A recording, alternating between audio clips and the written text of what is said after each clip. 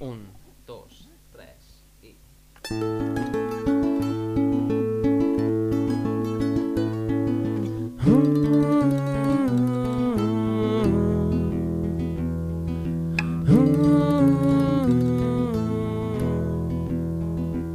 Durant tota la setmana vaig dissenyar tants plans per avui, incloent-hi les adversitats d'un mal temps o d'un enterrament inesperat d'algun tiet avi del meu pare i tant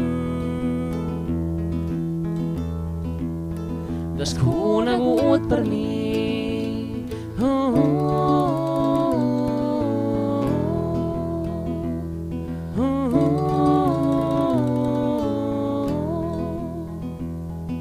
Era necessari definir les hores i els minuts, una pauta per assaborir tot allò que m'obsessiona, tot allò que em fa gaudir, i a les 7 en punt meditaré.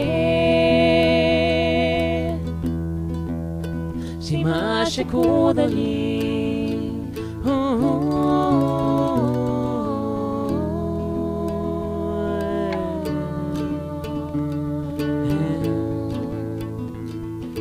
poca estona va tardar el meu cos en desitjar estimulants que dissimulin el més feixuc de rebre tants missatges ultrasònics interestel·lars o de collir grans de cafè o deixar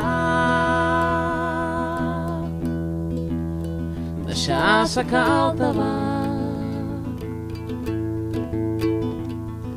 De moment tot surt rodó, trec la closca i fa bon temps, surto disparat cap al carrer. Que era allò tan especial, que és el que em vaig proposar, em sento com un mico en un restaurant, untant el foie amb les mans.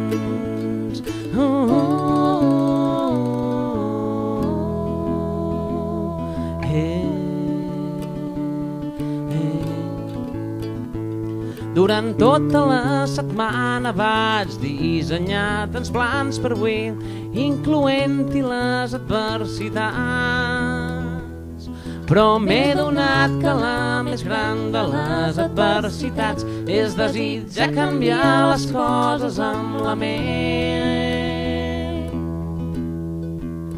i no pas amb les mans.